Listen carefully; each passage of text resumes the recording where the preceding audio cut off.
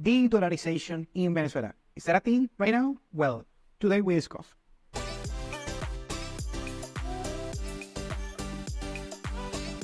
Welcome to Venezuela Insider, the only place in Venezuela for expats, digital nomads, entrepreneurs, investors, travelers, and related internationals.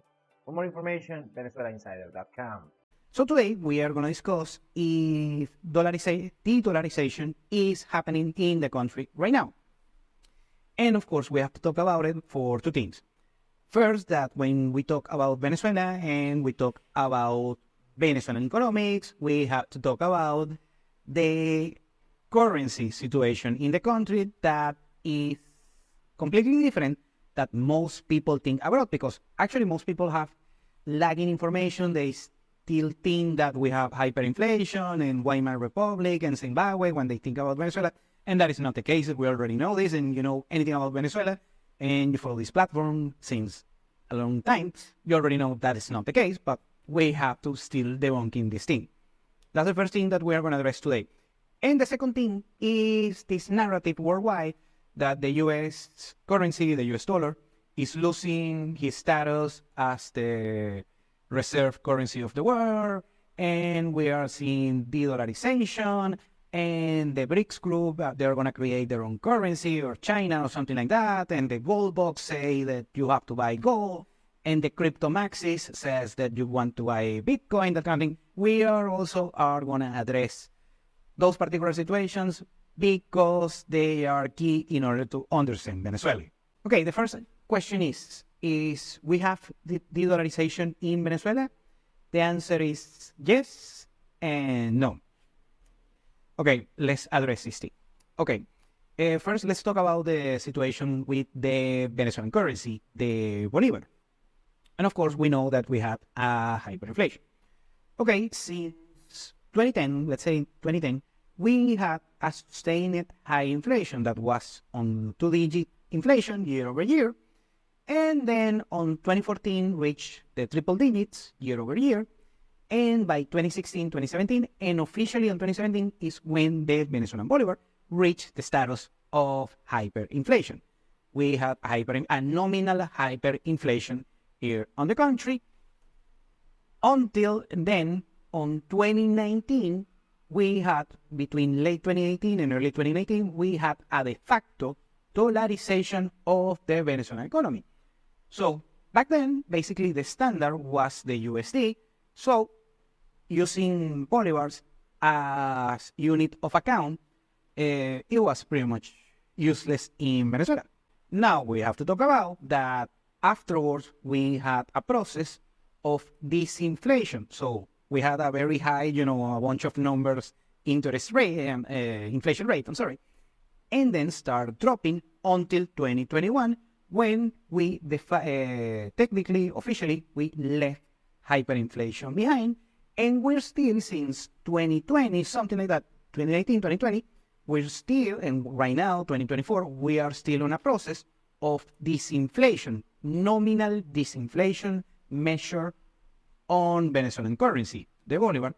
And right now, this year, actually, we are poised. Right now, we are on that particular fringe between triple-digit inflation and double-digit inflation. Actually, we should close the year with a low two-digit inflation rate on nominal terms in Venezuelan currency. Now, of course, talking about the dollarization, is we had it guns blazing, the dollarization on 2019, and afterwards, the standard was the US dollar. And it was used in order, first, for hard assets like real estate and used cars and machinery and supplies, things like that. However, by late 2019, everything, I'm talking groceries and movie tickets and cigarettes and beer, anything and a coffee, everything was priced on USD, and today is still the case. Now, when we talk about Venezuela, we talk about, of course, the nominal inflation and the hyperinflation that we had back then. But the biggest thing is that if you are taking these particular inflation rates, nominal inflation rates, in order to do your strategy, financial strategy here in Venezuela, you are mistaken, because the right way to do it is using the hard currency / USD inflation rate. And on those particular conditions, for instance, in 2017 that we had the hyperinflation, actually on US dollar terms was a huge deflation back then. Same thing on 2018, Venezuela was dirt cheap back then on 2018. And then since 2019, we start seeing on nominal terms in Venezuelan currency, we saw a disinflation. But actually, on real terms, on US dollar terms, we start seeing a reflation on Venezuelan prices. And right now, the trend right now is actually a disinflation on US dollar prices. Also depends. For instance, we had a 1 year like 2021 or 2022 that we had around 50% inflation rate year over year on US dollar prices. Of course, that comes for a reflation because, I mean, basically Venezuela was third poor on 2018. And right now things, of course, are priced. But the good thing is that we have a way more supply of goods and services. And remember, what makes you rich or poor as a society is the offer of goods and services. For instance, let's use this example that Javier Milei likes to use a lot. Let's say you live on a desert island and you have a chest, a treasury chest of like $1 billion. And of course, technically you're a billionaire, but you don't have any way to use that money on that particular treasure island. Because actually what makes you either rich or poor is the access to goods and services. Venezuela has become more expensive on the past 6-7 years, but with a way greater supply of goods and services.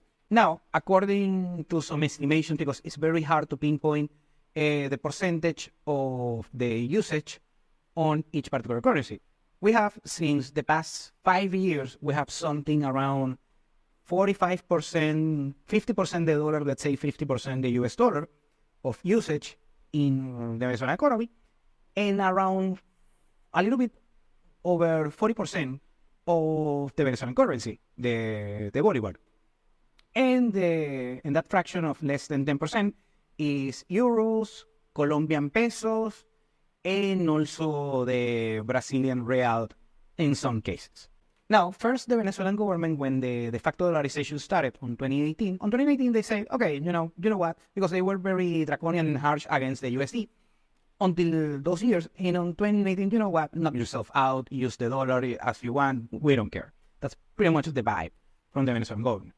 However, in 2022, started putting a little bit of measures regarding the US dollar. They created a tax that is called the IGTF, that in Spanish is an acronym that means something about tax for greater financial transactions, but it works for everything. It's a 3% tax for transactions done on US dollars. So basically you are penalized 3% of the value of the transaction if you don't use the Venezuelan currency. But still everyone just, 3%, be my guest, take it and let's use it. So they don't do this particular financial gymnastics in order to avoid the 3%. The Venezuelan people, you know what? Take your 3%. I'm going to keep using the USD. However, believe it or not, the Venezuelan currency has gained some ground compared to the US dollar. And actually, on the past, let's say, 12 months, the percentage of users of Venezuelan currency, the Bolivar, actually has overcome the usage of the USD. But I mean, there are time for the first place. So you can argue that Venezuela is on a de-dollarization process, but not for the geopolitical reasons that you think that, the Federal Reserve is printing money and we have the wars in Ukraine and Israel, and the United States is having a terrible fiscal policy and also a terrible monetary policy. And also you have the people, the gold box, saying that you should buy gold because gold is sound money, like Peter Schiff, and you should have most of your savings, like 5-10% on gold. And by the way, nothing against gold. I like gold actually for very particular purposes that are not discussed today. And also you have the crypto maxis because Bitcoin is the best thing and having fun staying poor if you buy gold or USD. And that's actually not the case. Actually, we have both gold bucks here in the country, and also we have crypto maxis. But they are lackluster, the amounts of wealth that they manage compared to the actual Venezuelan economy. So we have de-dollarization in Venezuela. You can say yes, maybe, but remember, take it with a grain of salt. The standard for the Venezuelan economy is the USD and nothing else, not gold, not Bitcoin, and not the Venezuelan Bolivar. But the Venezuelan Bolivar has earned some sort of reputation recently for, low amounts, low denomination payments, that kind of thing. So it has gained a little bit of traction, but still a long way to go. Remember, money has three functions, and the first one is medium of exchange, and the Venezuelan Bolivar is doing an excellent job on small payments and that kind of thing. Also, unit of account. In Venezuela, most of the unit of account is done on US dollars, and then, for tax purposes, you put it back on Venezuelan bolivars with the exchange rate and that kind of thing, some accounting gymnastics in order to do that. But I mean, anyways, de facto for the average Venezuelan, the USD is the unit of account, and the third thing is store of value, and not even close, not a chance in hell that the Venezuelan Bolivar is fulfilling that particular purpose.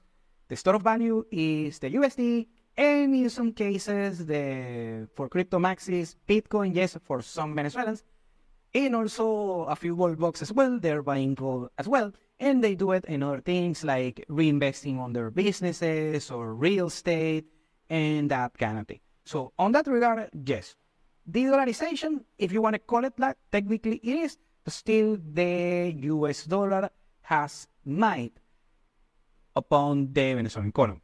And the last thing is regarding for the people that say the US dollar is going to collapse and we are going to a war of de-dollarization and that kind of thing. First, if you want to buy gold, crypto, Bitcoin, or other currencies or real estate in order to preserve your value, very good for you. Nothing against that. I mean, it's not like you're going to have all of your wealth on US dollars.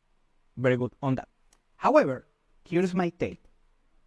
There is a saying in finance, a couple of sayings. One is the US dollar is the cleanest dirty shirt in the hamper, and the other one is that the US dollar is the second worst currency in the world, and the first one is everyone else. And I mean, it's true about it, because what gives value to a currency is the institutions that issue such currency. And the US, of course, is lackluster right now regarding the Federal Reserve and the fiscal policy and that kind of thing. However, the institutions that issues the rest of the currencies are even worse. I'm talking China's institutions, Middle Eastern institutions, Latin American institutions, and Sub-Saharan African institutions, and that kind of thing, and so on and so on. So I don't see how other currency is going to replace the USD. Now, I see a little bit of de-dollarization on doing swaps between two countries. For instance, what Russia and China are doing right now, they have a bilateral trade, so they exchange their particular goods and services using both the Chinese yuan and the Russian ruble in order to do their transactions. So very good on that. So they cut the middleman, that is the US dollar, and they work on their bilateral transaction. Very good on that. And you can see a de-dollarization on that particular regard. So going back a little bit from, let's say, 80% USD to 60% USD, yes, I can see that happening. However, that in the next few years, we're going to see the Chinese yuan as the biggest currency in the world, the de facto currency of the world. I don't see that happening. A BRICS dollar, quote unquote, backed by commodities being the de facto currency of the world. I don't see that happening. I like BRICS, by the way. I like the idea of BRICS, and I see promising things about BRICS, but currency is not one of those things. So the last part, if you are, worried about the US dollar losing the status of currency of the world, I don't see that happening in, let's say, a decade to come. Thank you for watching Venezuela Insider. Please like, share, and subscribe. Follow us on social media. If you want to work with us, VenezuelaInsider.com. Thanks again and have a nice day.